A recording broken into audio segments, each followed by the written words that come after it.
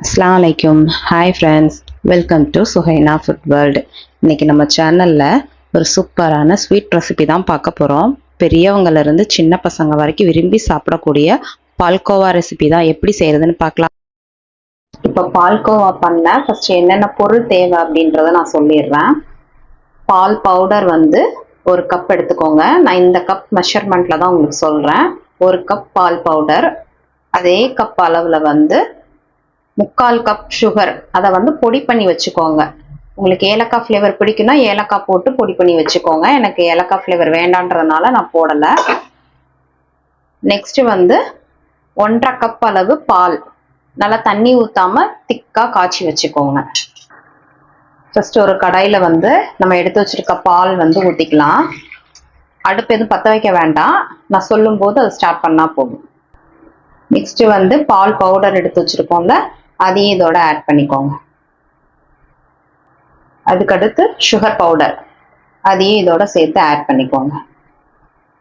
அதுக்கப்புறம் நெக்ஸ்ட் வந்து இதை நல்லா வந்து மிக்ஸ் பண்ணிக்கோங்க. கட்டி இல்லாம எல்லாம் ஒன்னா சேர்ற அளவுக்கு நல்லா வந்து மிக்ஸ் பண்ணி விட்டுக்கோங்க. அதுக்கப்புறம் தான் நம்ம அடுப்பை பற்ற வைக்கணும். இப்போ அடுப்பை பற்ற வச்சுக்கோங்க. நல்லா மிக்ஸ் ஆயிடுச்சு. நல்லா எல்லாமே ஒன்று சேர நம்ம மிக்ஸ் பண்ணிட்டோம். கை விடாம இதே மாதிரி வந்து நல்லா கலந்து விட்டுட்டே இருங்க. அப்பதான் உங்களுக்கு கொஞ்சம் வந்து திக்காய் வரும். நம்ம இதுல வந்து பால் பவுடர் சேர்த்துருக்கிறதுனால உங்களுக்கு சீக்கிரமாவே இது வந்து திக்னஸ் கொடுத்துரும். வெறும் பால் மட்டும் வச்சு செய்யும் போது உங்களுக்கு கொஞ்சம் டைம் எடுக்கும். பால் பவுடர் சேர்த்துருக்கிறதுனால உங்களுக்கு சீக்கிரமாவே என்ன ஆயிரும்னா இந்த பால்கோவா ரெடி ஆயிரும். டேஸ்ட்டும் சூப்பரா இருக்கும். நான் ஹைலியே வச்சுதான் மிக்ஸ் பண்ணிட்டு இருக்கேன்.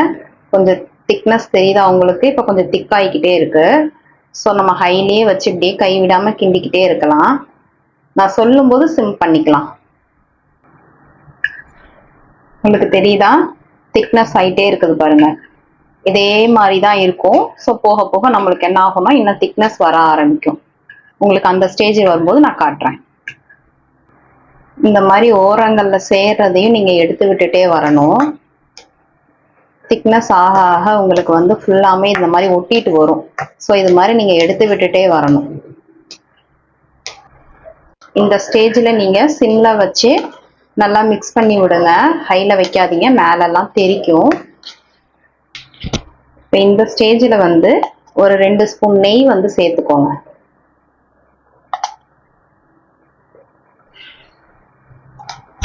போட்டு அதையும் நல்லா மிக்ஸ் பண்ணிக்கோங்க.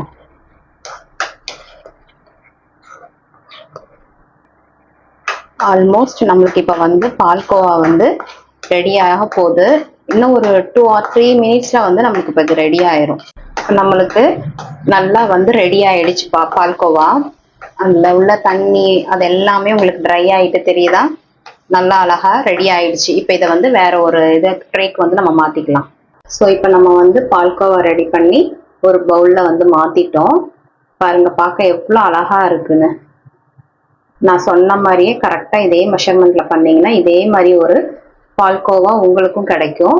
இதுக்கு மேல நீங்க பாதாம், முந்திரி அந்த மாதிரி கூட நீங்க போட்டுக்கரலாம்.